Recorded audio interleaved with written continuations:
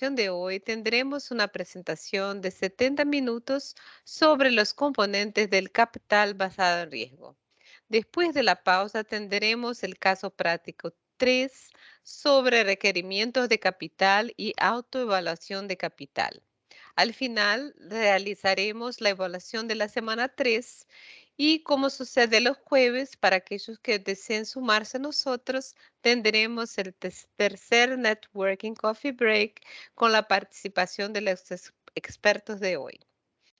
Bueno, a continuación iniciaremos la presentación de 70 minutos sobre los componentes de capital basado en riesgo a cargo de Javier Castillo, Subdirector General de Regulación de Relaciones Internacionales en la Dirección General de Seguros y Fondos de Pensiones de España, y de José López Hoyo, Director de Riesgos de Seguros Banorte y de Pensiones Banorte, quienes nos brindaron con excelentes presentaciones el martes. A este gran equipo se suma hoy Gerardo Rubio, a quien tenemos el agrado de presentar. Gerardo es actuario egresado de la Universidad Nacional Autónoma de México, con maestría y doctorado en Ciencias Matemáticas por parte de la misma universidad. Trabajó en la Comisión Nacional de Seguros y Fianzas de marzo de 2010 hasta julio de 2019. Su última posición fue vicepresidente de Análisis y Estudios Sectoriales. Fue encargado del desarrollo del modelo para la determinación del requerimiento de capital de solvencia, así como de su implementación y supervisión bajo el esquema de la Ley de Instituciones de Seguros y de Fianzas, que opera bajo los principios de Solvencia II.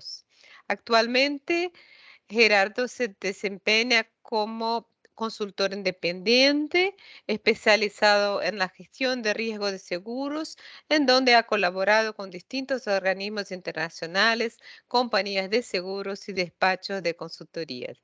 Bueno, sean muy bienvenidos, Javier, Pepe y Gerardo. Por favor, adelante.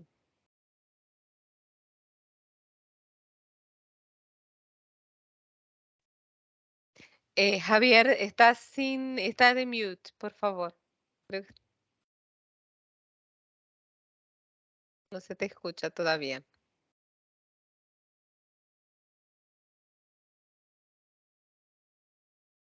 Todavía no.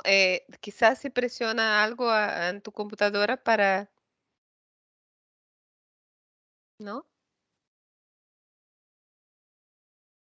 Mm. Laura, ¿nos puedes ayudar? A ver.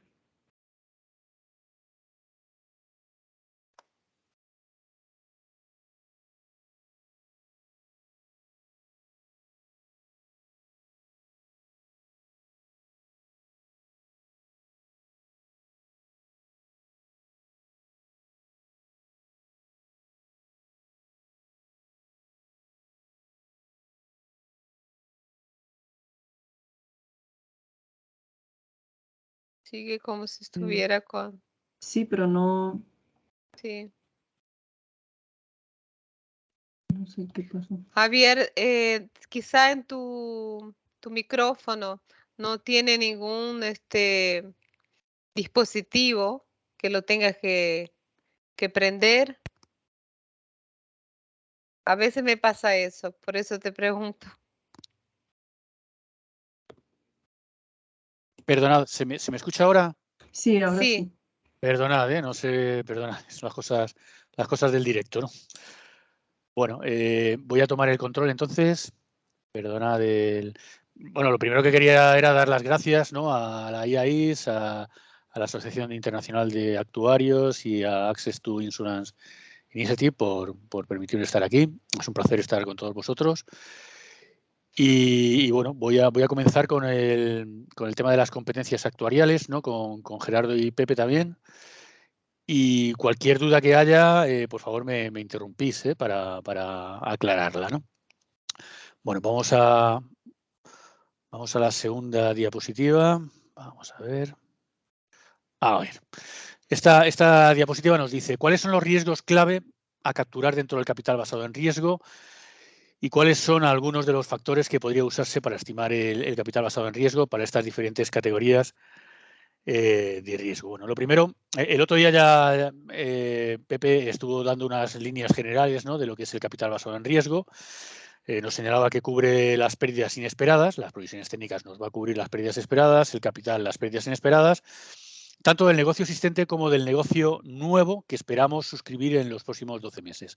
Así que tenemos que tener capital también para el negocio que vamos a ir suscribiendo, ¿no?, en el próximo año.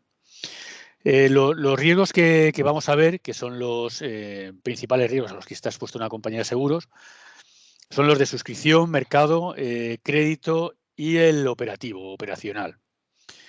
Hay riesgos también diferentes, ¿no?, en una compañía de seguros, por ejemplo, el riesgo de liquidez, pero no lo vamos a ver como uno de los componentes del capital basado en riesgo, sino que este riesgo se gestiona mejor en el pilar 2, es decir, con un buen gobierno corporativo, un buen gobierno con la gobernanza de la compañía, porque aquí lo importante es bueno, determinar en qué medida los activos, las inversiones que tiene la compañía son líquidos, ¿no? Es decir, puedo venderlos rápidamente en el mercado sin merma, ¿no?, de su valor, y con ese dinero pagar los reclamos, ¿no?, pagar a los asegurados.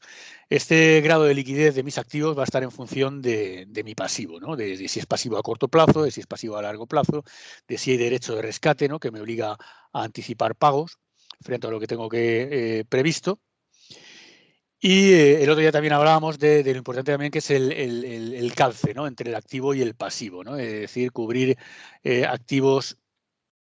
obligaciones a corto plazo con activos a corto plazo y obligaciones a largo plazo con activos a largo plazo, ¿no? De manera que no haya que ir a mercado a vender los activos en situaciones de crisis que puede darnos una venta con pérdidas, ¿no? Si tenemos un buen calce de nuestro activo y nuestro pasivo, ese riesgo lo vamos a eliminar.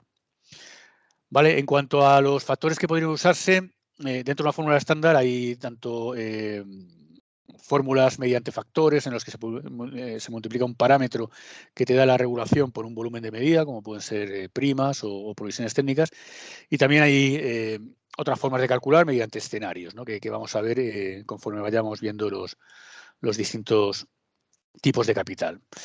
El otro día ya veíamos lo que era requisito de capital, son los requisitos financieros que se establecen como parte del régimen de solvencia y se relacionan con la determinación de los montos de capital que debe tener una aseguradora, además de sus provisiones técnicas y otros pasivos.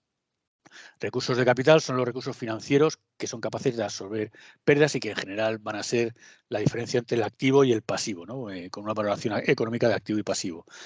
Adecuación de capital es la adecuación de los recursos de capital relativos a los requisitos de capital regulatorio.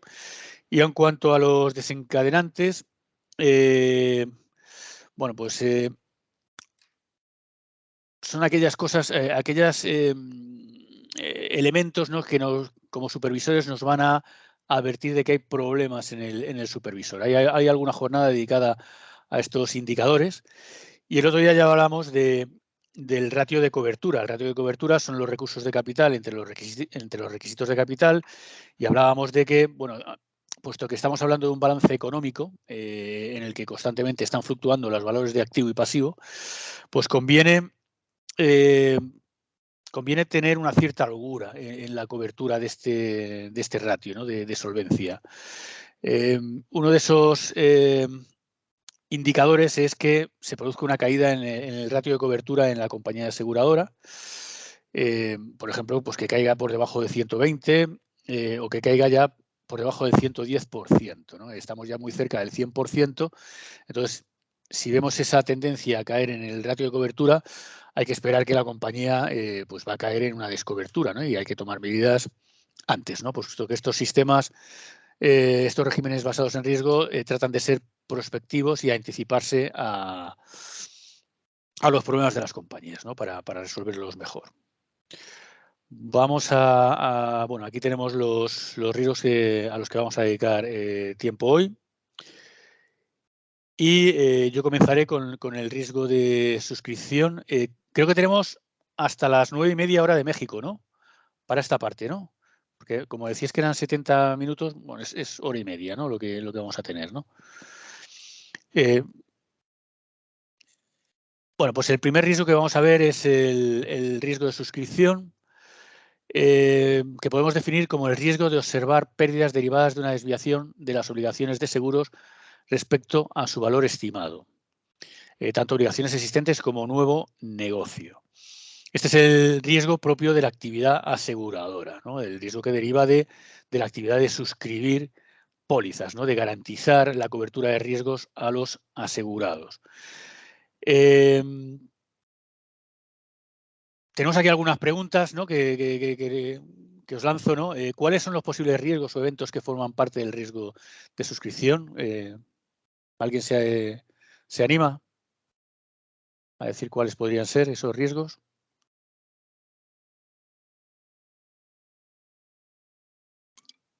O por el chat.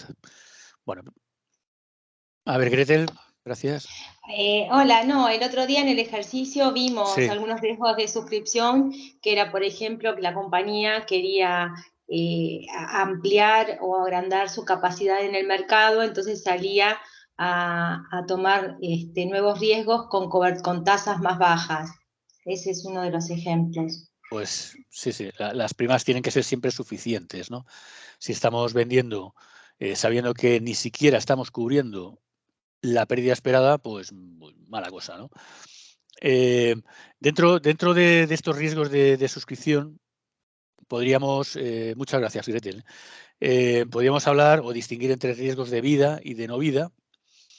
Dentro de los de no vida, pues tenemos, por ejemplo, el riesgo de primas, y es este riesgo, ¿no? Del que nos hablaba Gretel, ¿no? De que el riesgo de que las primas no sean suficientes, ¿no? Para pagar los reclamos y los gastos, ¿no? Que conlleva la actividad.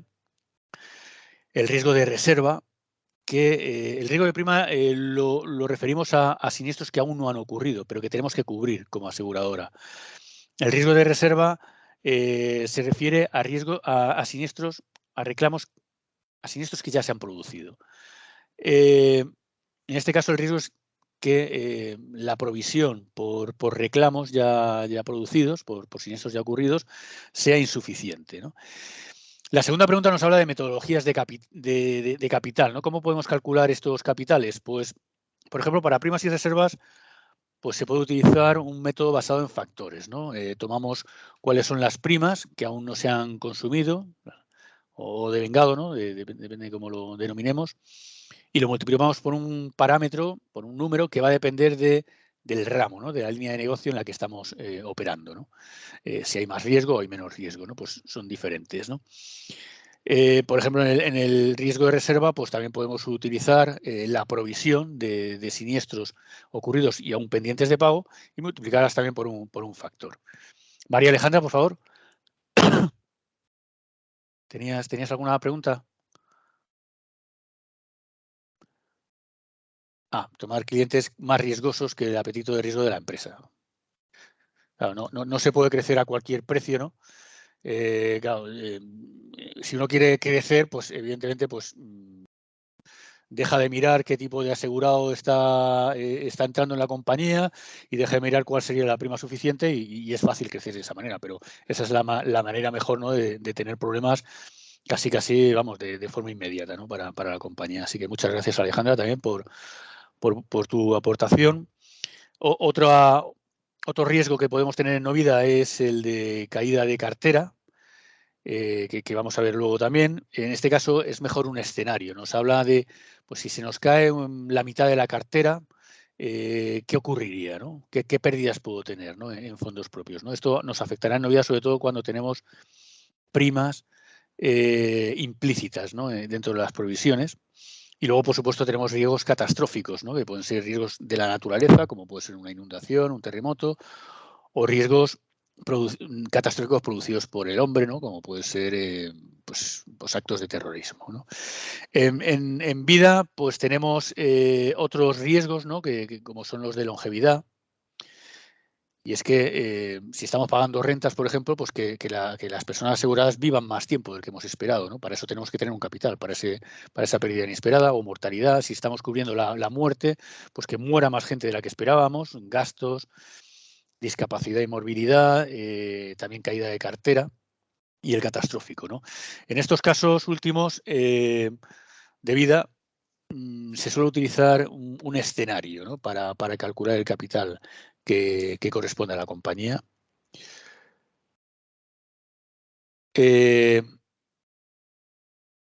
Pasamos a la siguiente diapositiva. Vamos a ver. Vale.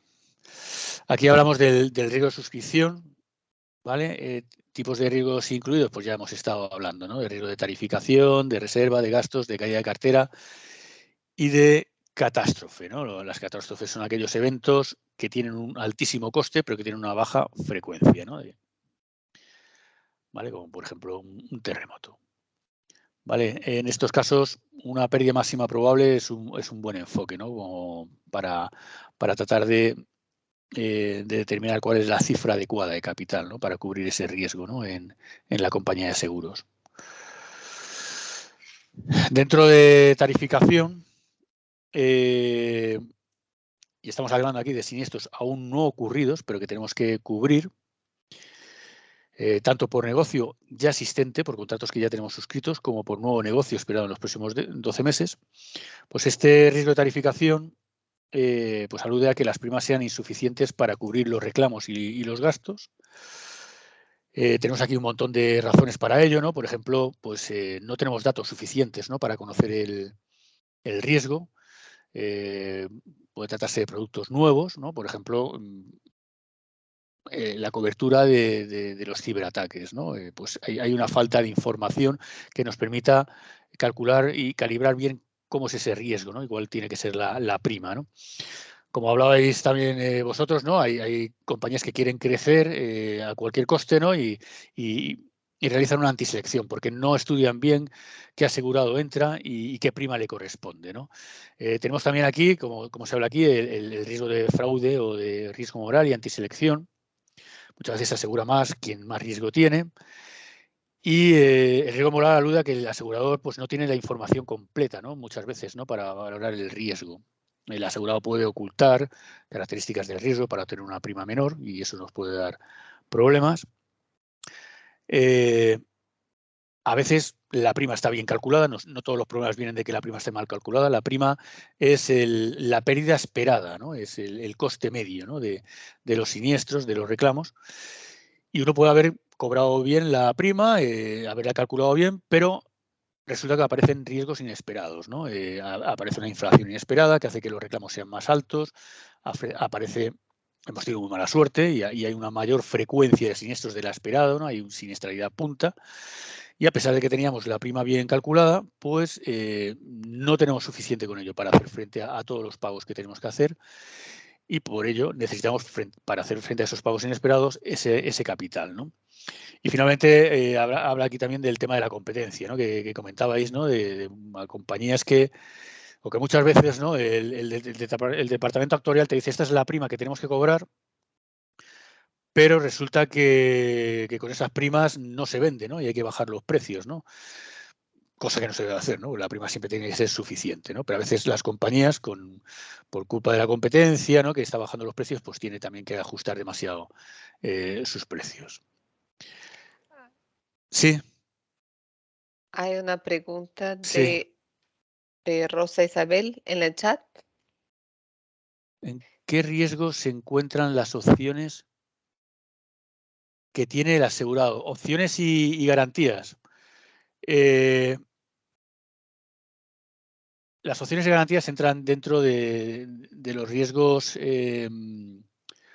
a ver, que tienes que calcular cuando ya calculas tus provisiones técnicas, tienes que tener en cuenta cuál puede ser la tasa esperada de rescates, ¿no? que tiene la compañía, pero también en el capital tienes que calcular qué efectos tendría una tasa inesperada en los rescates por parte de la compañía, ¿no? Por parte de los tomadores, ¿no? Eso es lo que llamamos el riesgo de caída de cartera. ¿Qué ocurre si hay más rescates de los que esperaba la compañía y esa disminución en el número de pólizas supone un aumento en las provisiones técnicas, ¿no? En ese caso, el riesgo es la caída de la cartera. Es decir, el aumento en el ejercicio de las tasas de rescate por los tomadores. Eso ocurre, por ejemplo, porque tenemos beneficios implícitos como primas futuras en las provisiones técnicas. De manera que si algunos de estos tomadores rescatan y anulan el contrato, pues esas primas futuras con las que la compañía contaba, que era un beneficio esperado, pues lo va a dejar de tener, ¿no? Eso lo tienes que tener en cuenta en el capital. También tienes que tener en cuenta la posibilidad para aquellos contratos en los que una disminución de la tasa de rescate implique un aumento de las provisiones técnicas, pues se produzca, ¿no? Entonces también tienes que tener en cuenta a qué es sensible las pólizas que tienes. Si a un aumento del ejercicio del rescate o a una disminución, separarlas y estresar ambas carteras, ¿no?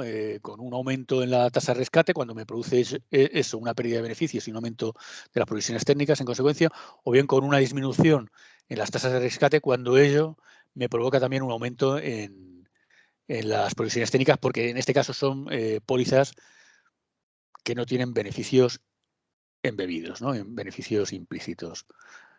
Vale, no sé si con esto respondo lo que me preguntaba Rosa Isabel. Pero vamos, está el tema de las opciones está en los riesgos de suscripción. Y hay una pregunta de Sí, Sharon. de Sharon, ¿cada cuánto se recomienda actualizar las tablas de mortalidad y morbilidad? Bueno, las tablas, voy a contar lo que tenemos en España. Tenemos unas tablas aprobadas que tienen que utilizar las compañías, que bueno, pues que tenemos también una comisión, ¿no? Para ver si hay que actualizarlas, pues en función de cómo evolucione, ¿no? la tasa de mortalidad y longevidad en el país, ¿no? Pero a lo que voy es que tú usas esas tablas pueden estar basadas en toda la población del país o en la población asegurada, sería mejor, ¿no? Porque igual no tiene el mismo comportamiento la población asegurada que toda la población del país. Lo que podamos, ¿no? Utilizaremos para hacer esas tablas, pero luego las tiene que adaptar la compañía de seguros a su cartera en particular. Porque podemos tener una cartera, imaginemos, ¿no? de mineros, ¿no? Y claro, esa población va a tener una tasa de mortalidad superior a la media, ¿no? que reflejan las tablas, ¿no? Así que cada compañía de seguros utilizará esas tablas que hay que actualizar periódicamente, ¿no? Y que, bueno, en principio son por lo menos en España son las autoridades, ¿no? Junto con la industria, quien elabora esas tablas y las aprueba, ¿no? Y además hay que hacer una adaptación de esas tablas a la cartera específica de cada compañía de seguros. Es decir, si hemos cogido, por ejemplo, una tabla de mortalidad y han pasado ya más de 20 años de los datos más recientes que utilizamos en esa tabla, pues es obvio que tenemos que darle una revisión, ¿no? Porque seguramente las circunstancias han cambiado, ¿no? Seguramente hay más longevidad, ¿no? Vale. A lo mejor aquí complementando. Sí, claro, Gerardo. De Javier, si me permites. Sí, por supuesto. Bueno, primero, saludo a todo el mundo, mucho gusto estar por aquí. Yo soy Gerardo Rubio. Yo diría en cuanto al tema de la actualización que es importante considerar varios aspectos. Uno de ellos es el sentido, primero, ¿cuál sería, digamos, el fin de esas tablas? Y yo entendería que habría, vamos a decir, dos fines para las tablas y en general para cualquier factor de evaluación. Entonces, uno de ellos podría ser como aquellas tablas utilizadas para una evaluación de reserva y otra de ellas podría ser esa tabla utilizada como un estrés para una evaluación de una posible desviación en la mortalidad, digamos, que estaría capturada dentro de un requerimiento capital. Entonces, en ese sentido, digamos, yo creía que incluso habría que hacer primero esa distinción de a qué tipo de tablas se refieran.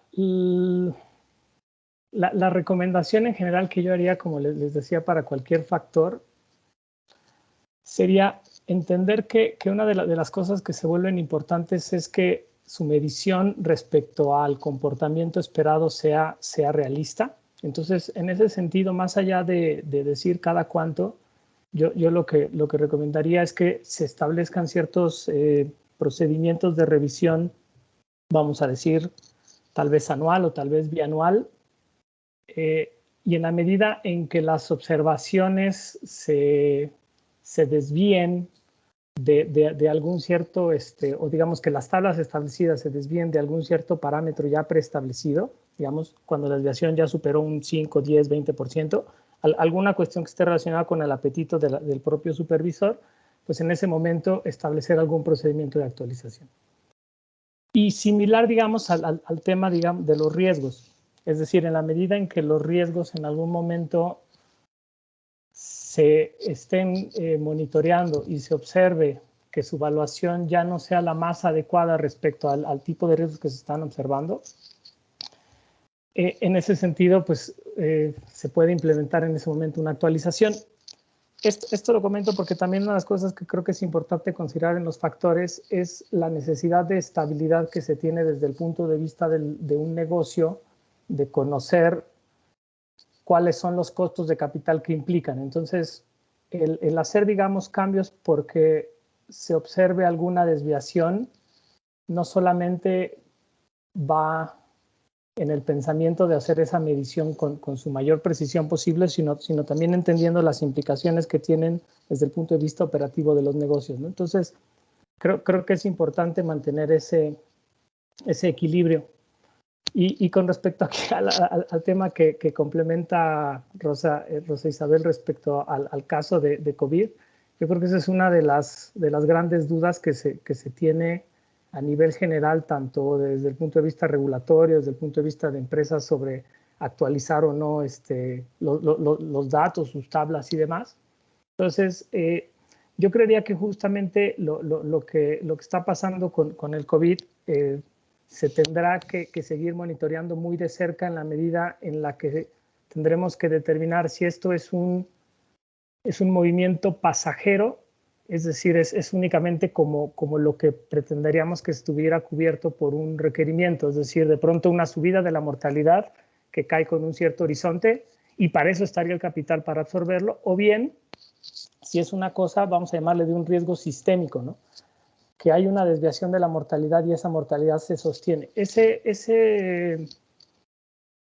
diferencia me parece que es extremadamente sutil, extremadamente compleja, incluso a veces de entender desde el punto de vista del regulador. Y yo ahí lo que creería es que los reguladores tienen que estar, reguladores y los participantes en el seguro, los evaluadores y demás de las distintas compañías, tienen que estar muy de cerca con todos los expertos en estos temas como para poder entender si efectivamente lo que se requiere es hacer un ajuste a la tabla o bien es simplemente, como decía, es un momento pasajero el cual debería de absorberse como un shock de otro tipo de cosas, ¿no? No lo dirá el tiempo, ¿no, Gerardo? Totalmente. Bueno, Hay pues, dos personas levantan la mano, Sharon y Gretel. Adelante, Sharon, por favor. Buenos días.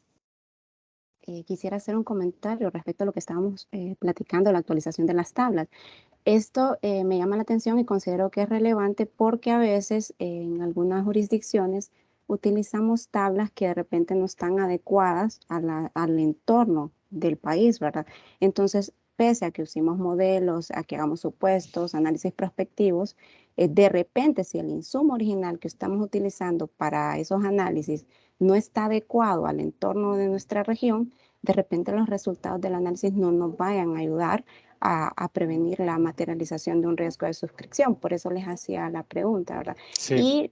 Y referente a lo que mencionaban de que cada compañía lo adapta, entonces como supervisores en el caso de sus jurisdicciones, ¿cómo implican el alcance de la revisión para efectos de ese tema, de cada adaptación que hace una compañía de esa tabla de morbilidad al sector específico que se están dirigiendo? Bueno, se hace, vamos, ahora, vamos, Gerardo, interviene en lo que quieras, ¿no? Lo que consideres, viendo un poco qué siniestralidad o qué muertos, por ejemplo, ¿no? Vamos a hablar así, ¿no?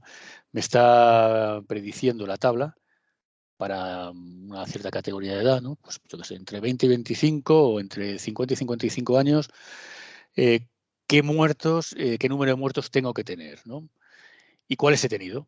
Y eso lo tienes que mirar en, bueno, pues, en ciertos grupos de edad. En estadística siempre es importante el número, ¿no? Y en cierto número de años, ¿no? Y desglosarlo de esa manera, ¿no? Entonces, cuando tú ves que hay una cierta desviación entre lo que tú tienes, porque no es, quiero decir, tú no tienes una representación, no tienes por qué tener una representación perfecta, ¿no? de la población con la que se han hecho esas tablas, pues tienes que hacer una desviación hacia arriba o hacia abajo, ¿no? Y decir, pues mira, en este punto me estoy desviando un poquillo y me estoy quedando corto, pues tengo que poner más, y calcular más, tanto en provisiones técnicas como luego en capital, ¿no? Para calcular el capital lo que se hace es utilizar, por lo menos en España, las mismas tablas, pero estresándolas, ¿no? Diciendo, pues va a haber una subida en cada Q de X, en cada probabilidad de muerte con una determinada edad del 15%, ¿no? Por ejemplo, o en longevidad una disminución, ¿no? Y eso es lo que se hace, ¿no? Volver a calcular las provisiones con esas tablas estresadas. Pero vamos, te tienes que basar en... esto tiene sentido siempre que tienes una cartera también de cierto tamaño, ¿no? Si tienes un número muy reducido de asegurados, es decir, está dominado absolutamente por la aleatoriedad, ¿no? El número de muertos, ¿no? Con lo cual no te merece la pena, o sea, no tienes que hacer eso, ¿no? Y es mejor que te rijas por la tabla, ¿no? Pero vamos, Sí, en Solvencia 2 sí que se te exige, ¿no? Que hagas esa adaptación. Sí, y me llama la atención porque pese a todos los esfuerzos que hacemos como supervisores, sabemos que los recursos son limitados. Entonces, de repente, dependiendo del tamaño del mercado asegurador, por ejemplo, el mercado asegurador hondureño, pues solo son 12 compañías, de repente nos es más fácil.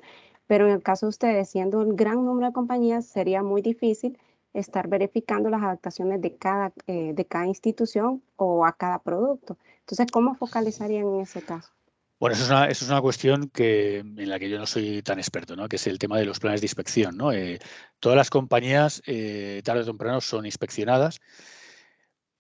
Y luego, además, hay unos indicadores de alerta temprana que te llevan a decir, oye, hay que echarle un ojo a esta compañía. Por ejemplo, compañías que han crecido mucho, ¿no? En los últimos 2 años, en primas, pues esa compañía, antes que otras, ¿no? Tiene que estar bajo supervisión. Por supuesto, las compañías grandes, ¿no? Las que más asegurados, pues están más bajo la lupa, ¿no?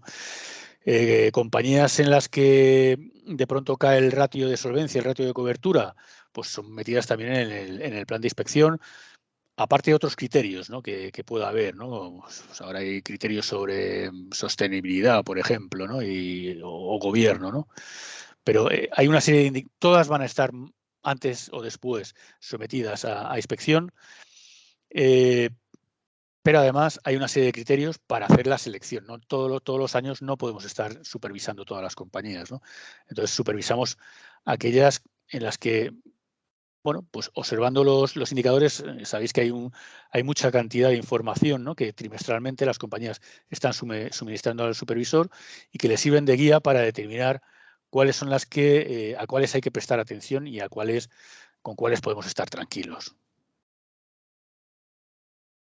A lo mejor aquí, también complementando, creo que una de las cosas que es muy importante, más allá de escuchar experiencias muy particulares, como por ejemplo la que ahorita relata Javier del caso de España, es conocer los contextos de cada uno de los países, sus regulaciones, pero además también sus contextos en términos de formaciones profesionales, de calidad de información, incluso también obviamente de temas legales, ¿no? Habrá lugares en donde a lo mejor cierto tipo de leyes pueden a lo mejor prohibir el utilizar una tabla distinta a alguna poblacional, etcétera. Entonces, dicho esa parte, en el caso mexicano, por ejemplo, es viable que cada compañía presente una tabla propia, pero digamos no es obligatorio, ¿no? En ese sentido, lo que se entiende es que existe, digamos, como una tabla estatutaria, una tabla basada pues, en la población de seguros, porque existe, digamos, esa posibilidad de información, porque existe esa capacidad técnica dentro del regulador como para generar esos cálculos. pero a lo mejor las circunstancias de cierto regulador o la materialidad del riesgo para la importancia del mercado no lo es tanto, y entonces ni siquiera se tiene a lo mejor una tabla, llamémosle estatutaria dentro del regulador, y a lo mejor una tabla poblacional es con la que hay que trabajar, ¿no?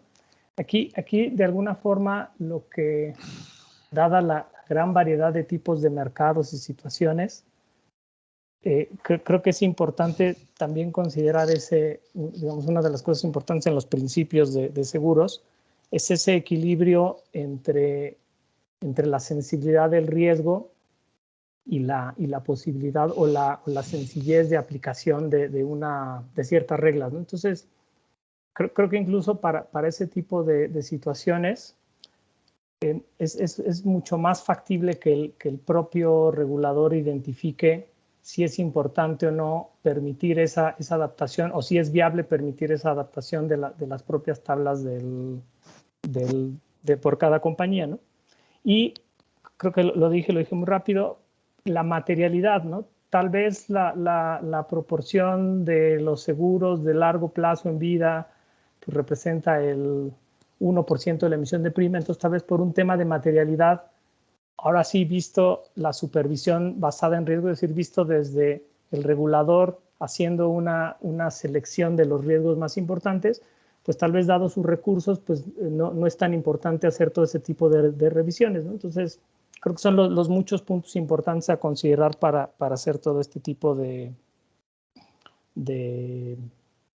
análisis y decisiones. Y nada más complementando, creo que aquí había otra pregunta de Fonseca, de Fonseca Chinchilla, que decía justamente sobre el tema, ¿no? De que si es algo temporal no debería ajustarse la tabla de mortalidad, pero si, por ejemplo, hay un aumento en la esperanza de vida, implicaría un ajuste.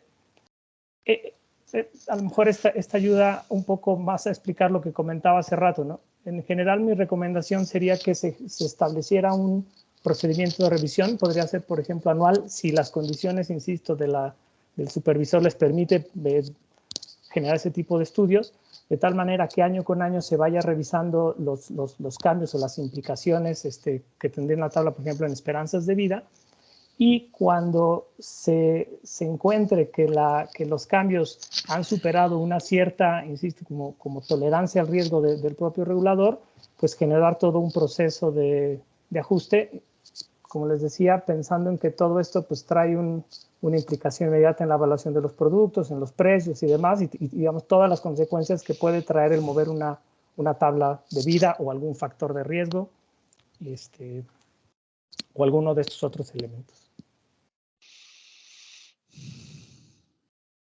Me parece que Pepe desea hacer un comentario. Sí, no, nada más muy rápido. Para la próxima semana en los marcos de supervisión, seguramente vamos a tocar este tema que comentaban, ¿no? De cómo le hacemos cuando tienes recursos limitados, ¿no? Y tienes que supervisar a las empresas, ¿no? Entonces, justo ahí vamos a platicar que de repente, pues cada 2 años visitamos a todas las empresas, ¿no? Y después un poco lo que decía Javier de, según algunos indicadores, pues vamos a tener una supervisión más estrecha, ¿no? Pero eso yo creo que lo platicamos más adelante en esa sesión. Sí, ¿no? sí, porque nos estamos desviando del capital, ¿no? Así es. Hacia las tablas, ¿no? Y hacia la supervisión, ¿no? Y las inspecciones. Así es. No sé si sigo entonces con el capital, ¿no? ¿Os parece? Sí, mejor. Vamos al riesgo de reserva porque se va pasando el tiempo y al final nos vamos a quedar sin comentar algunas cosas, ¿no? Entonces, en el riesgo de reserva estamos hablando de siniestros que ya han ocurrido, reclamos que ya se han producido. Puede ocurrir que nuestra provisión por siniestros o por reclamos ya ocurridos esté infraestimada, pues por varias cosas, ¿no? Porque el método de cálculo de la pérdida esperada sea erróneo, en cuyo caso quizá aquí más que hablar de riesgo de reserva estaríamos hablando de riesgo operacional, pero puede que no sea erróneo y nos dé una insuficiencia, ¿no? Para pagar esos reclamos. Al final estamos tratando con una variable aleatoria. Y puede ocurrir pues, que los siniestros sean más caros, ¿no? Por varias cosas, por varias razones, ¿no? Como tenemos aquí, por subida de precios, porque los siniestros son más caros, los costes son mayores, hay una siniestralidad a punta, hay un mayor fraude. Todo esto puede hacer que, aunque nuestra metodología de cálculo de la previsión sea buena y correcta, pues no tengamos suficiente, ¿no? para hacer frente a los siniestros que ya han ocurrido. Pasamos a la siguiente, a ver si puedo, a ver, a la 9. En riesgo de gastos, yo creo que hemos estado ya hablando un poco, ¿no? El tema de pues, la inflación y otros factores pueden determinar que los gastos que teníamos previstos sean excedidos, ¿no? Y para ello tenemos que tener capital, ¿no? Para hacer frente a ese sobrecoste. Y si os parece, pasamos entonces con Gerardo al riesgo de mercado. Gerardo, si quieres tomar Sí. el control.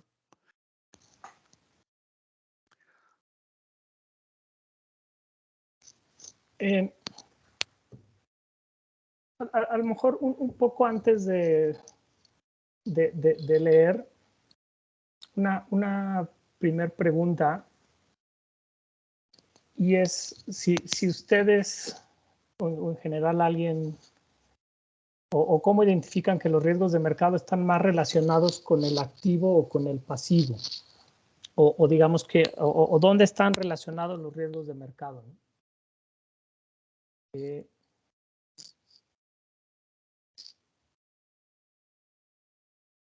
Yo creería que en general la primera impresión que todo mundo tenemos es que los riesgos de mercado están principalmente relacionados con el activo.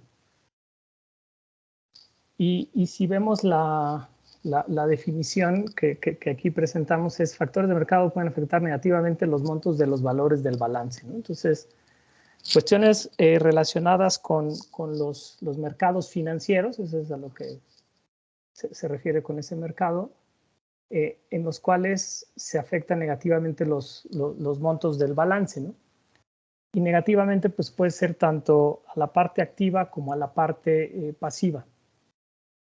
Entonces, un primer elemento importante aquí a reflexionar, que está muy relacionado con los temas de los requerimientos basados en riesgo, me parece que va teniendo sentido en su completa afectación al balance, es decir, activo y pasivo, en la medida en la que los pasivos, incluso también los activos, en sus valuaciones van siendo sensibles al riesgo de mercado. Me refiero a esto porque se platicó, digamos, en los días anteriores temas relacionados con la evaluación y uno de los elementos que conforman pues todos estos marcos de supervisión basada en riesgos o requerimientos de capital basados en riesgos, pues tienen como base la evaluación. Entonces, en la medida en la que esa evaluación se vuelve sensible a los riesgos de mercado, en esa medida es mucho más claro el impacto que tienen los riesgos de mercado en la totalidad del balance. Me parece que cuando las valuaciones en general, y les decía, puede pasar no solo para el pasivo, que a lo mejor eso es lo que ha sido más nuevo en términos de evaluación, pero incluso en activos durante mucho tiempo pues las valuaciones tradicionales eran a un valor a vencimiento, pues todo ese tipo de evaluaciones no tenían una sensibilidad al riesgo de mercado. Entonces, al entender lo que representaría la afectación de riesgo de mercado en un instrumento, es un poco más complejo en la medida en que la evaluación no está relacionada con el valor de mercado y por lo tanto no es sensible. Entonces, a lo mejor esa es una primera reflexión que quería comentar con ustedes y seguramente es parte de lo que se platicaba el martes, y es que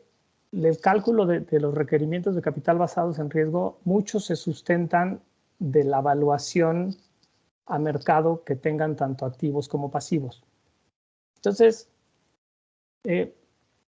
aquí hay un par de elementos a platicar o a reflexionar sobre sobre el tema del riesgo de mercado. Entonces, el primero es cuáles son los posibles eventos de riesgo que forman parte del riesgo de mercado y luego cuáles son pues, las posibles pruebas de estrés o choques que se usaría para cuantificar cada uno de estos eventos de riesgo. Entonces, no sé si aquí alguien quiera comentar algo, tenga alguna sugerencia, alguna duda.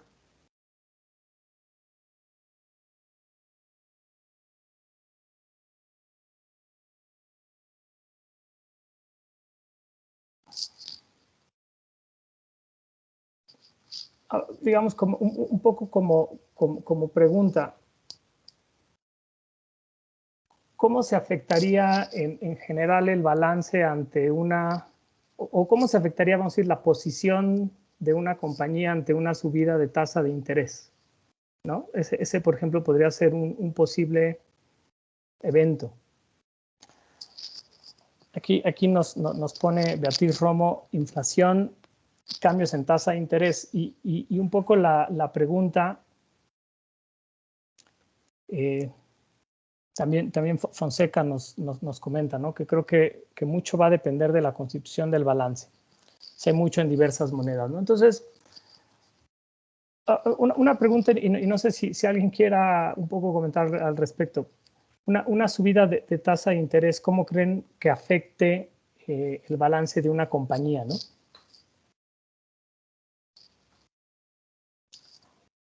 Entonces, déjenme la cambio a lo mejor al tipo de cosas que se están comentando aquí, porque me parece que esas han sido históricamente muchísimo más claras, ¿no? Tipos de cambio. Entonces, ¿qué pasa ante una subida del tipo de cambio o una bajada del tipo de cambio, ¿no? Digamos, ¿cómo se afecta la posición de una compañía ante un shock, una variación en el tipo de cambio?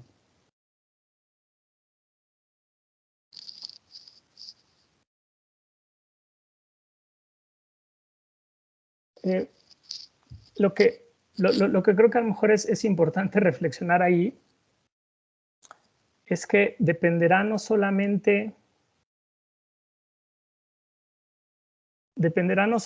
digamos, de la composición de una cartera en su parte pasiva o en su parte activa, en el caso de tipo de cambio, sino la afectación dependerá mucho de la posición neta cambiaria que tenga una compañía. Entonces, uno digamos, de los cambios que se volvieron muy importantes a partir de las formas más modernas de regulación o en particular de generar requerimientos de capital basados en riesgo, es que se vuelven elementos mediciones de balance completo. Y es justamente importante, y a lo mejor el caso cambiario lo deja como de manifiesto de manera clara, ¿no? En la medida en la que una posición neta de una compañía, por ejemplo, cambiaria, estuviera calzada, cualquier afectación en el riesgo cambiario pues no debería de generar una afectación en el balance de la compañía. Sí, en el balance me refiero en cuanto a sus montos, pero no en el balance en cuanto a su posición de solvencia, ¿no? Entonces, en ese sentido, a lo mejor el tipo de cambio es un elemento que a todos nos es mucho más familiar entender por qué se vuelve importante que los riesgos de mercado estén relacionados con todos los elementos del balance en el que son sensibles. Y entonces, como les decía al inicio, dependerá mucho en la medida en que las valuaciones de los instrumentos se vuelvan sensibles al riesgo de mercado, en la medida en la que este tipo de riesgos no solo afectarán el caso de los activos, sino también el caso de los pasivos. Y aquí justo incluso comenta Fonseca que si sube la tasa de interés cae el valor del mercado de los activos, ¿no? Entonces, normalmente cuando las valuaciones no se hacen, por ejemplo, las valuaciones pasivas, pensemos productos de largo o mediano plazo, ¿no? Incluso productos de no vida, pero para los cuales existan ciertas colas largas de retraso en pagos. En la medida en que esas valuaciones o bien no consideran descuentos financieros o bien si los consideran, por ejemplo, una tasa fija, una afectación por tasa de interés pues podrá generar una disminución del activo si es que está valuado a mercado, pero esa misma evaluación no se verá reflejado en el lado del pasivo. Entonces, por ejemplo, hacer una evaluación ahí del riesgo de tasa, pues puede generar, digamos, una distorsión en el sentido de que bajadas de tasa implican normalmente una mejora y subidas de tasa implican una empeora. Pero si pensamos entonces que la evaluación ya nos da un sustento de solvencia, y entonces en mi ejemplo ahora también el pasivo, sus descuentos los hago o los valúo a mercado, entonces en ese sentido la subida o bajada de tasas también tendrá una suerte similar al caso del tipo de cambio. Si lo piensan así, será un poco como la posición neta o la duración neta, pues por cada uno de los distintos momentos de vencimiento, para los cuales las variaciones de tasa pues dirán si la posición de la compañía es corta o larga, pues para cada uno de estos vencimientos. Entonces, insisto, creo que uno de los puntos importantes aquí a considerar es que estos riesgos se podrán calibrar, evaluar mejor en la medida en la que las evaluaciones de los instrumentos, tanto activos y pasivos, pues sean sensibles a ellos y por lo tanto entonces será muy transparente lo que signifique cualquier uno de estos elementos, ¿no? No sé si sobre esto que estoy comentando hay algún comentario, alguna duda, alguna inquietud.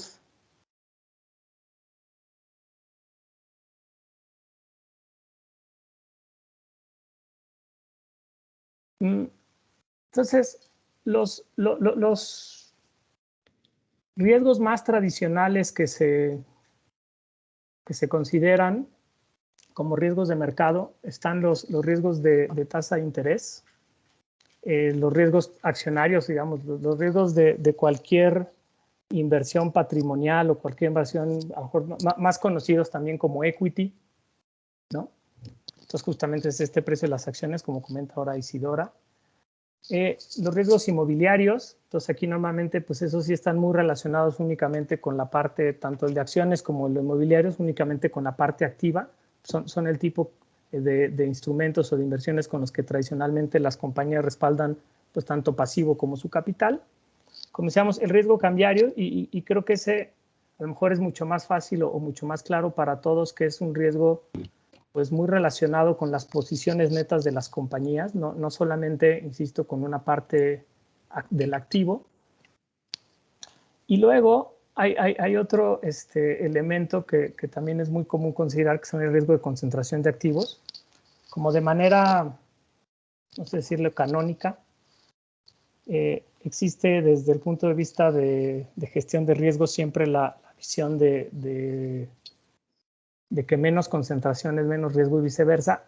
A lo mejor aquí un comentario en general es que una de las medidas más tradicionales para la medición de riesgos, que es el famoso VaR, el cuantilo, digamos, es el valor de una posible pérdida o desviación, el cual tiene una cierta confianza, y diría pues por abajo de él el X%, normalmente que se ha utilizado es el 99,5%, por abajo de él el 99,5% de las pérdidas van a estar cubiertas y hay una tolerancia del 5% por encima. Normalmente ese tipo de mediciones no son o no tienen de manera implícita, intrínseca la cuestión de concentración la medición del riesgo de concentración, es decir, no necesariamente generan que mayor concentración implica mayor valuación de ese VaR. Entonces, esto lo comento porque, a diferencia de los otros metodologías, de los otros riesgos que normalmente se utilizan metodologías como esa, normalmente los riesgos de concentración se tienden a trabajar, vamos a decir, por fuera, ya bien sea mediante pues incluso reglas, o sea, es decir, pues la concentración máxima, la inversión máxima en cierto tipo de activos es tal y tal. Esa a veces es más simple o más transparente de hacer, o a veces, digamos, con partes adherentes a las metodologías de evaluación, en las cuales se utilizan a lo mejor índices como tipo de Herfindahl o alguna cosa de ese tipo, los cuales generan algún castigo ante la ocurrencia de alguna concentración, y lo que les decía, pues buscan tratar de fomentar este principio canónico de la gestión de riesgo, ¿no?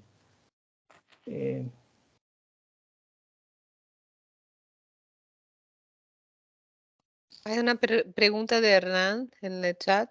No sé si la no la viste, vi. Gerardo. ¿Fonseca es Hernán? Es que solo veo Fonseca, Chinchi y no alcanzo. ¿Sí? ¿Es esa? Sí, esa misma. Ah, qué bueno para decir Hernán, porque no sabía decir si Fonseca era lo propio. Es común que la sentí. En el caso, ahí sí lo puedo decir nada más mi experiencia en el caso mexicano. Lo he visto en otros lugares, pero no lo puedo hablar con la misma, con el mismo nivel de conocimiento. En el caso mexicano es muy común que haya obligaciones tanto en pesos, que es, digamos, la moneda nacional, como en dólares. Eso es lo más común que existan, y la representación de obligaciones en dólares es bastante alta. Mucho en productos, digamos, relacionados de vida, y tiene que ver con algún principio, vamos a decir, de ahorro, alguna cuestión o de aversión al riesgo de la moneda nacional a favor de la moneda del dólar. Entonces, por eso estamos relacionados con productos de vida. Y en el caso de productos de no vida, también se suele dar, y sobre todo pues para algunos bienes cuya evaluación tradicional pues se da más bien en monedas extranjeras. Eso, por ejemplo, se llega a dar mucho en algunos tipos de inmuebles en el caso de México, cuya referencia de evaluación tradicionalmente puede ser en dólares y no en pesos, y entonces pues, lo razonable es asegurar ese tipo de bienes también en dólares, ¿no? Entonces, sí es bastante común, al menos en el caso mexicano, que exista una parte importante de las obligaciones de la compañía referenciadas a dólares, ¿no?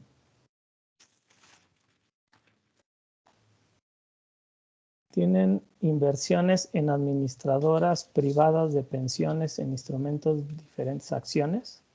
O sea, sí, nada más por entender bien tu pregunta, Gabriela. La pregunta es que si las administradoras privadas de pensiones pueden invertir en cuestiones diferentes acciones.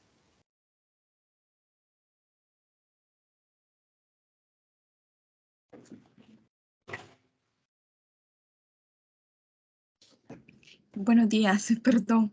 Me Hola. refería a las aseguradoras invertir en este tipo de sociedades como una administradora privada de pensiones, pero no como accionista de la AFP, sino, por ejemplo, como en los certificados, como cualquier afiliado.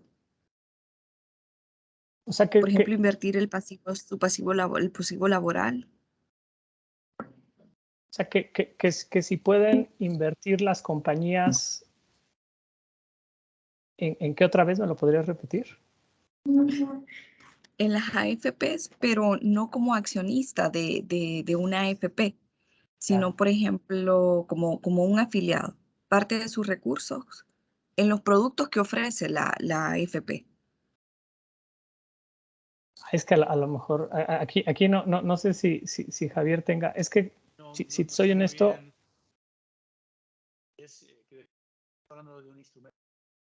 No te oyes bien, Javier. No.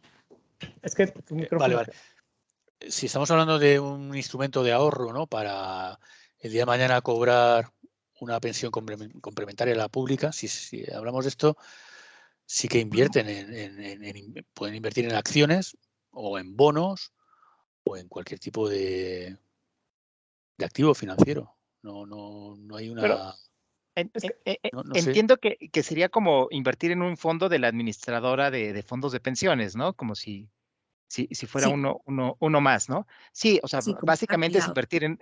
invertir en un fondo y se puede, ¿no? O sea, no directamente en una AFP, porque entiendo que las AFP son solamente para pensiones, y entonces una compañía no podría entrar, ¿no? Pero vaya, si se constituye un fondo que sea muy parecido a los fondos de las administradoras, pues bueno, la compañía puede entrar y invertir ahí, siempre y cuando, bueno, cuide ahí los límites de que no sea una empresa relacionada, cierto monto ahí de los límites de concentración que tengan, ¿no? Pero básicamente, pues sí, o sea, sí podría en un fondo análogo a los que tienen las administradoras. No sé si queda más o menos claro. Sí, muchas gracias. Sale. Podría aprovechar a hacer otra preguntita, aunque no esté directamente relacionada. Claro. La había dejado en el chat, pero bueno, es que en nuestro país nosotros estamos reformando ley, entonces estamos ahorita con un punto en discusión que tiene que ver con las notas técnicas, la revisión. Hemos visto que en algunos países se estila el depósito de pólizas y notas técnicas, y por ejemplo en Chile, y luego el ente regulador hace una revisión como aleatoria, ¿verdad? Y en cambio en otras se hace como un registro previo, tanto de la nota técnica como de sus pólizas, antes de empezar a comercializar. Y me gustaría saber, por ejemplo, nos preocupaba con la parte de la nota técnica por el riesgo de suscripción, si es conveniente revisarla antes o después o con qué frecuencia. Aquí nada más, si quieres, te contesto sobre el caso mexicano. Normalmente en el caso mexicano se revisan antes, aunque esa es una de las cosas, y aquí creo que Pepe lo identifica muy bien, es una de las cosas que siempre observaron a la regulación mexicana en incumplimiento de los principios, porque de alguna forma tendría que ser más como tú lo comentas, creo que al revés. Ahorita vi lo que pusiste en el comentario.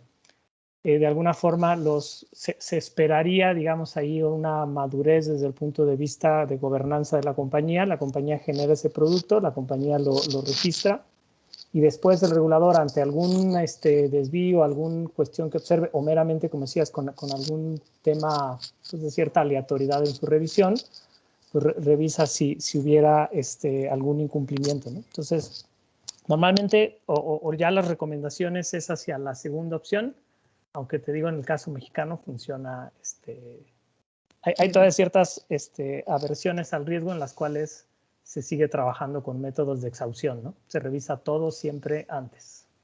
En España hace ya bastantes años, ¿no? Sí que estaban sometidas pólizas y notas técnicas a autorización previa, pero ahora mismo el control es a posteriori.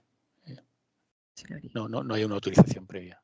Sí, yo no comentaría nada más lo que dice Gerardo es cierto. Este es un rezago que quedó en la legislación mexicana, esto de la autorización previa, independientemente de que bueno, es una supervisión como que más paternalista esta de la autorización previa, ¿no? Y no le estás dando la parte de la gestión de riesgos a la empresa.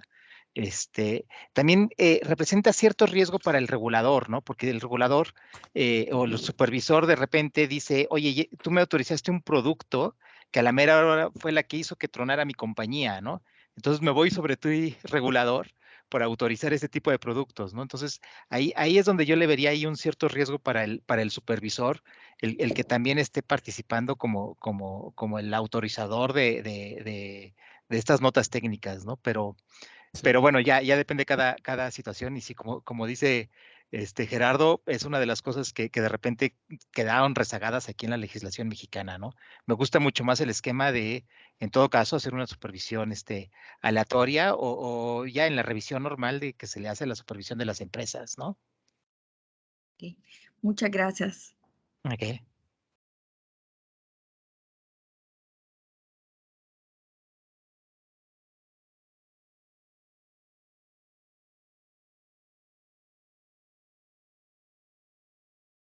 ¿Estás con micrófono, Gerardo? Sí, estás.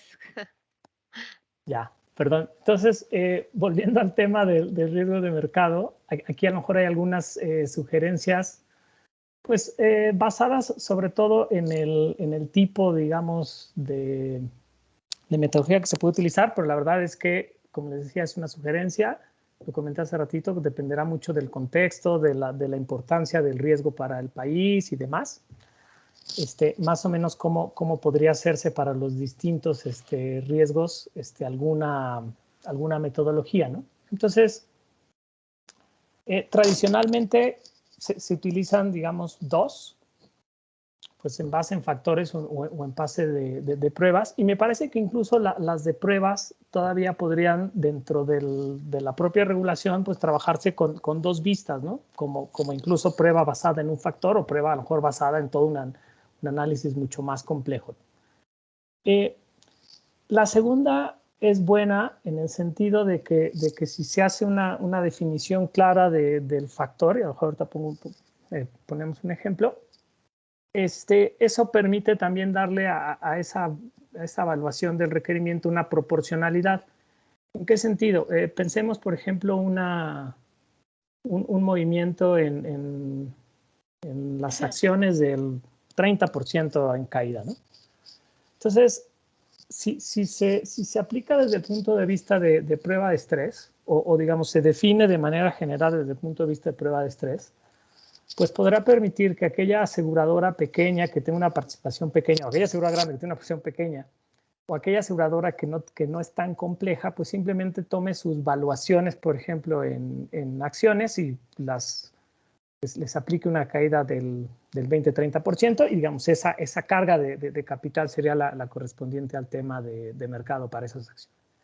Pero a lo mejor aquella compañía para la cual se vuelve mucho más importante o que es una compañía mucho más robusta, pues podrá ser una cosa mucho más compleja, como tratar de entender qué significaría esa caída accionaria en el 30%, qué representa para su composición particular de portafolio, cómo va a afectar no solamente eso su evaluación, sino también cómo va a afectar pues, los flujos que pueda recibir de parte de esas acciones, qué efectos tendría, por ejemplo, si tuviera algunos, no es común, pero si tuviera algunos productos indizados a algún tipo de acción y demás, ¿no? Entonces, les decía, como que me parece que estas dos metodologías en general son las más comunes, dependiendo pues, de las condiciones de cada regulación, pues la que luego se ha dado más tradicionalmente es la de factores, es decir, es un factor multiplicado pues, por la posición que se tenga en cierto tipo de instrumento.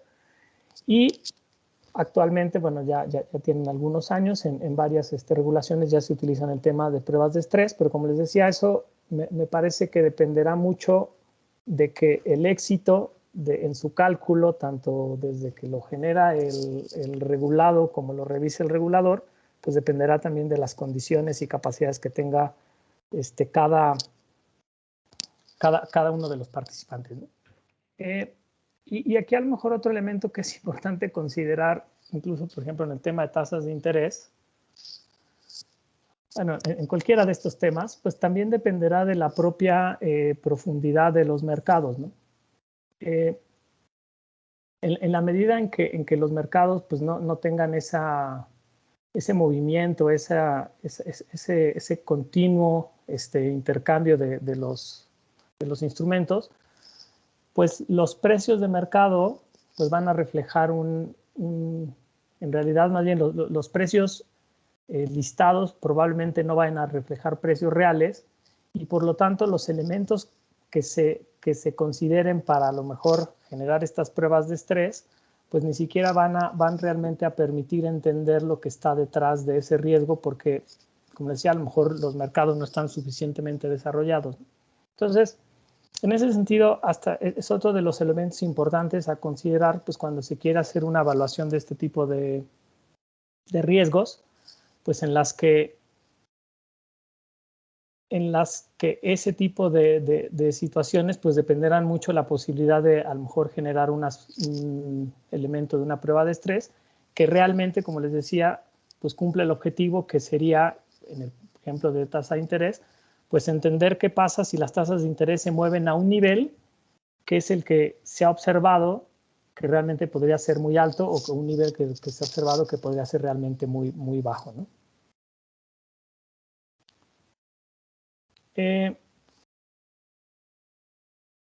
A lo mejor, bueno, ya nos platicado mucho el tema de estrés patrimonial, me lo salto para que nos dé oportunidad a lo mejor de discutir un poco de cosas más al final. Y en el caso también de propiedades es muy similar. Es muy común que las aseguradoras tengan inversiones en temas inmobiliarios, ya bien sea como uso propio o en muchos casos como usos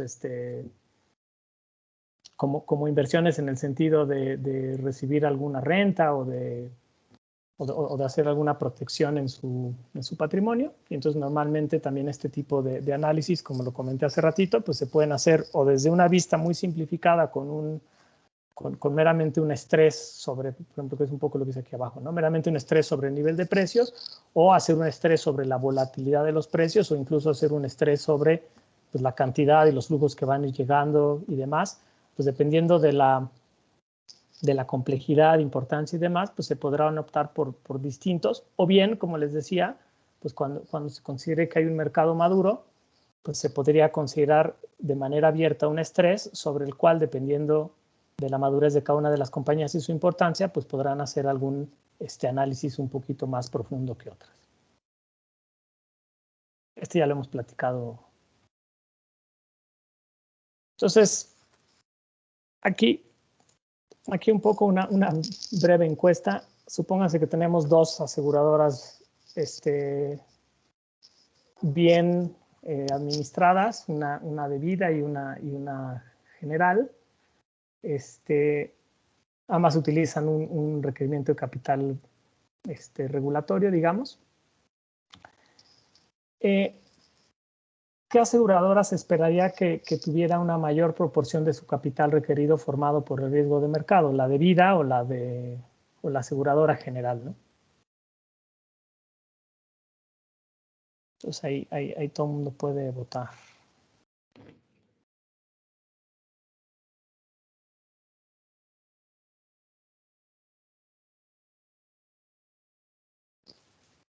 Entonces,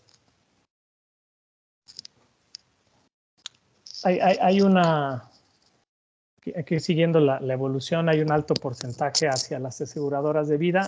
No sé si alguien de los que dijo la aseguradora general quisiera dar algún comentario, el por qué lo visualizó así.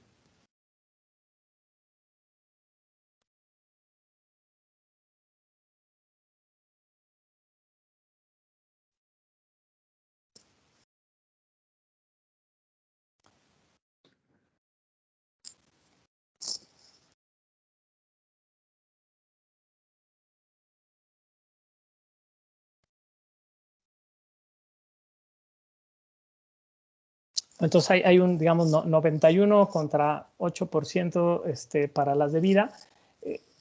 Yo estaría, digamos, con esa visión en el sentido en que tradicionalmente las aseguradoras de vida suelen tener obligaciones de más largo plazo, por lo tanto suelen invertir en instrumentos de más largo plazo, por lo que normalmente son un poco más sensibles, digamos, a esos riesgos de más largo plazo en los cuales el mercado normalmente tiende a tener una mayor volatilidad. Entonces es un poquito esperarse, aunque obviamente pues puede haber casos particulares en las que a lo mejor las aseguradoras generales inviertan en cosas que sean más sensibles y demás. Y como les decía, si las valuaciones del pasivo de una aseguradora de vida, que normalmente son de un poco más largo plazo, también están valuadas a mercado, pues tanto el pasivo como el activo pues suelen tener esa volatilidad en su valuación. Entonces es un poco esperarse que sea más una aseguradora de vida, ¿no? Al menos en mi opinión. El riesgo de crédito, nada más, digamos, de manera más o menos rápida, el riesgo de crédito se trata de capturar dentro de ese riesgo dos elementos. El primero es el incumplimiento, es decir, un cierto activo, pues, ¿qué puede pasar o cuál es la probabilidad o qué tan grave es que esa contraparte no pague? Pero otra vez, pensando en el activo con una evaluación de mercado, no solo importa eso, sino también importa tanto el deterioro que pueda tener una evaluación por un cambio de calificación. Entonces, pensemos que se tenía una inversión con alguna inversión en algún bono calificado AAA, y de pronto ese bono cae por alguna situación A, pues eso va a tener inevitablemente una afectación en su evaluación. Entonces también son ese tipo de cosas que se deben de considerar dentro de una evaluación de este riesgo de crédito. Y no solo eso, sino también un poquito más más allá como ciertos riesgos sistémicos, llamémosle, en el sentido de que lo que se mueva no solo sea que una posición particular migre, sino que exista que el spread entre ciertas calificaciones o entre a lo mejor las posiciones gubernamentales y cierta calificación, pues tenga una variación. Entonces, normalmente el tipo de riesgos que se consideran para el tipo de, vamos a decir, de subriesgos que se consideran para el riesgo de crédito, pues es como los de incumplimiento, los de migración y los de spread, ¿no? Creo que un poco ya medio los dije sobre los posibles eventos. Se nos está acabando el tiempo, entonces como para que nos dé chance. Y aquí le regreso la palabra a Javier para que les cuente sobre el tema del riesgo operativo. Muchas gracias, Gerardo. Bueno, pues llegamos a la última parte, que esto es un poco cajón desastre, el riesgo operativo. Se define como fallos y errores humanos, procesos internos inadecuados o defectuosos, fallos en los sistemas y también causados por acontecimientos externos que afectan negativamente a la solvencia de la aseguradora. Dentro del riesgo operativo tenemos, por tanto, todos estos riesgos derivados de procesos, ¿no? Y también de acontecimientos externos, ¿no? Como un ciberataque, ¿no? En cuanto a la forma de cuantificarlo, el principal problema que tenemos para cuantificar el riesgo operativo es la insuficiencia de datos, ¿no? Normalmente, y es lo que vamos a ver aquí, voy a coger el mando. A ver.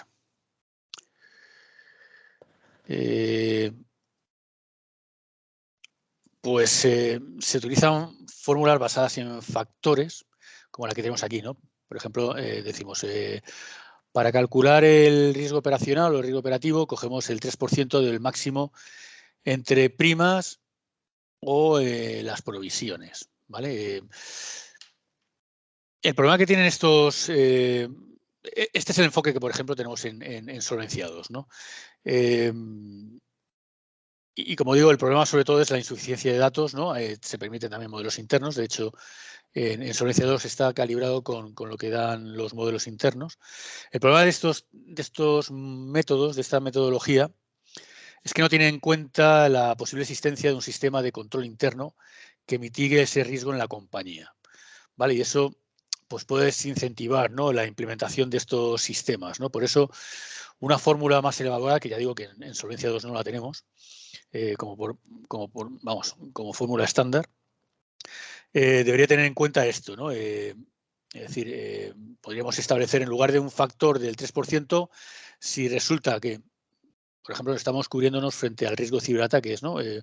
Pues tenemos implementado en el sistema informática de la compañía un sistema de barrera y de evitación, ¿no?, de este tipo de incidentes, pues muy sofisticado, ¿no? Pues en ese caso, pues igual el factor debería ser, en lugar del 3, pues debería ser el 1%, ¿no?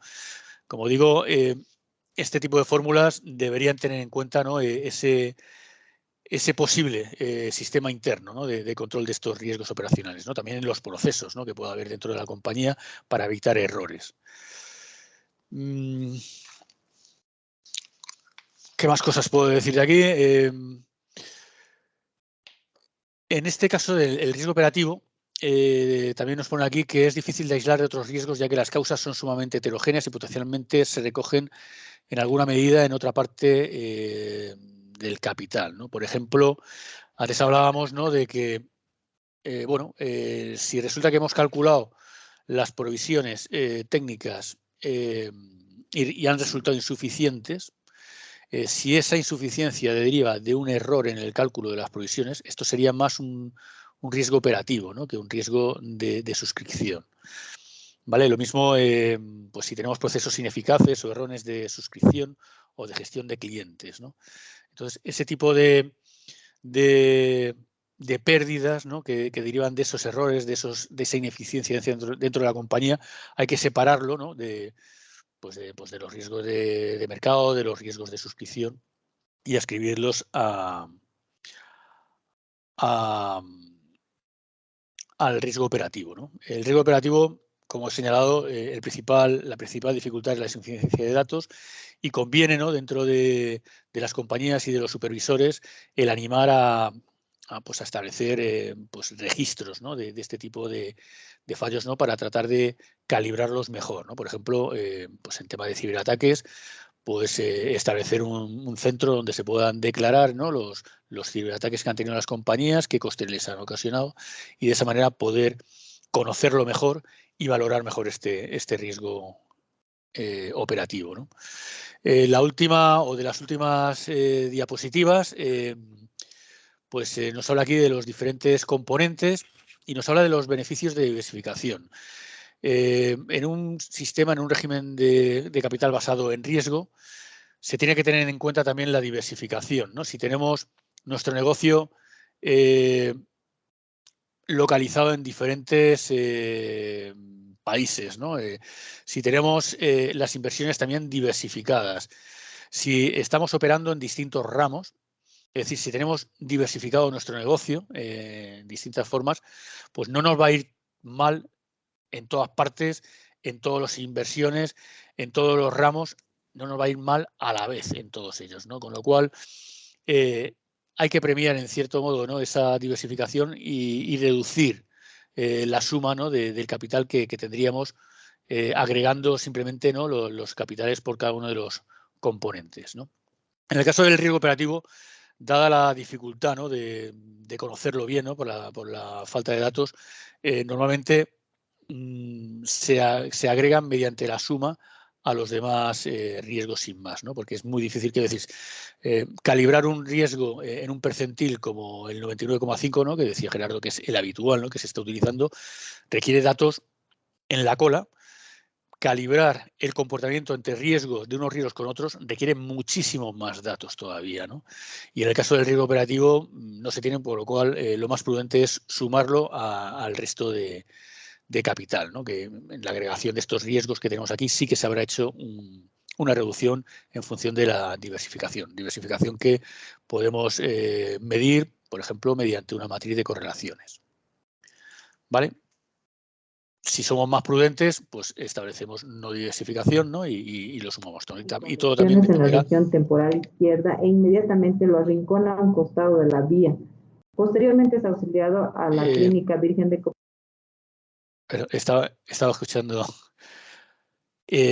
Todo depende también de la cantidad de datos que tengamos, ¿no?, para poder establecer esa matriz de correlaciones, ¿no?, que establece cómo se comportan unos riesgos con otros. Entonces llegamos a las preguntas finales, ¿no?, que son para todos, ¿no?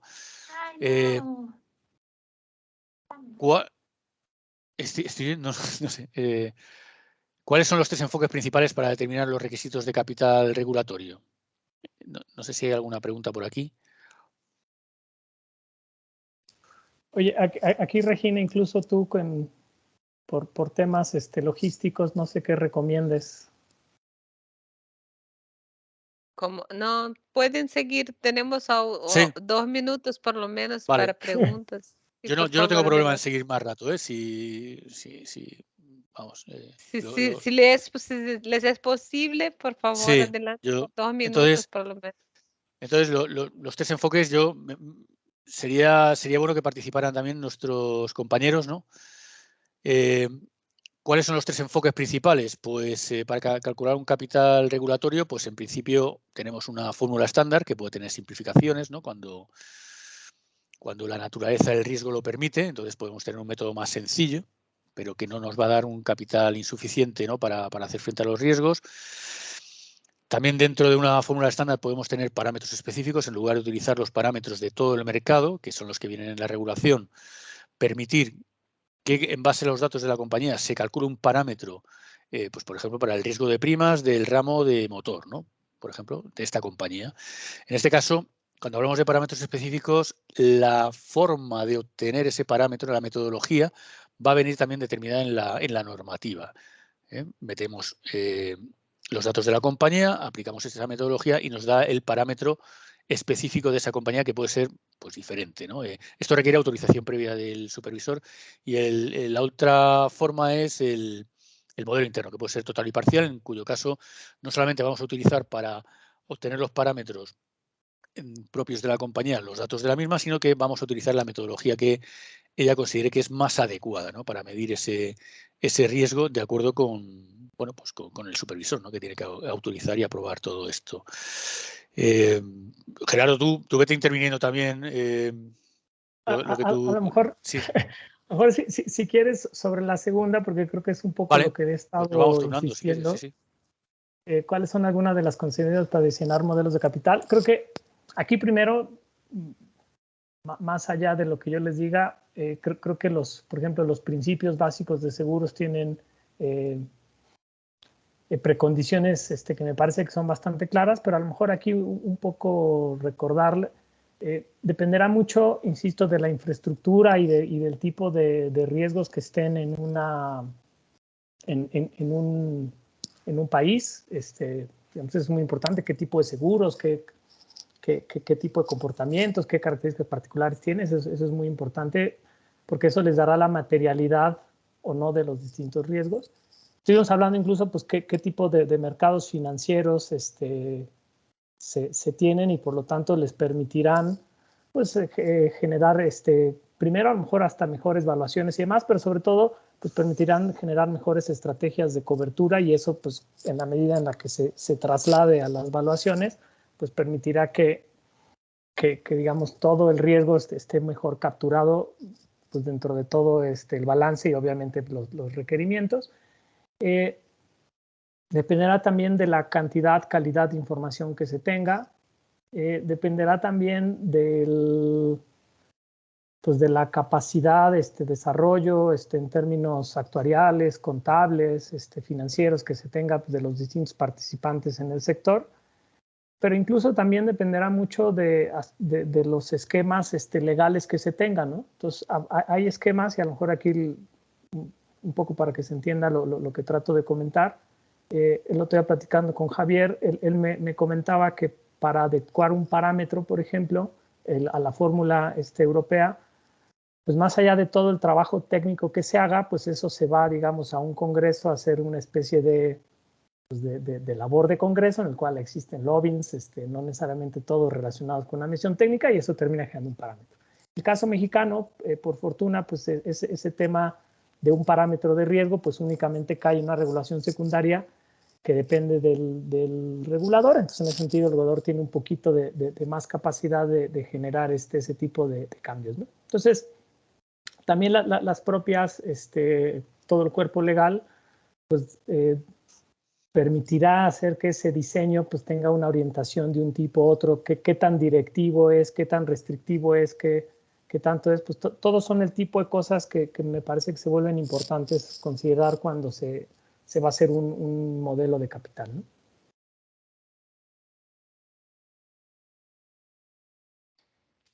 Bueno, Adelante, Regina. no sé si creo que ya aún hay preguntas por contestar, pero lamentablemente se termina nuestro tiempo porque tenemos que tener por lo menos unos 50 y pocos minutos de intervalo entre la otra sesión para que todos puedan descansar un poquito en la pausa. Así que si quieren hasta pueden empezar la próxima sesión. Si los participantes tienen dudas, pueden preguntar antes en el inicio de la próxima sesión. Pero quisiera agradecerles mucho a Javier Castillo, a Gerardo Rubio y a Pepe por sus presentaciones y aclaraciones. Y decirles que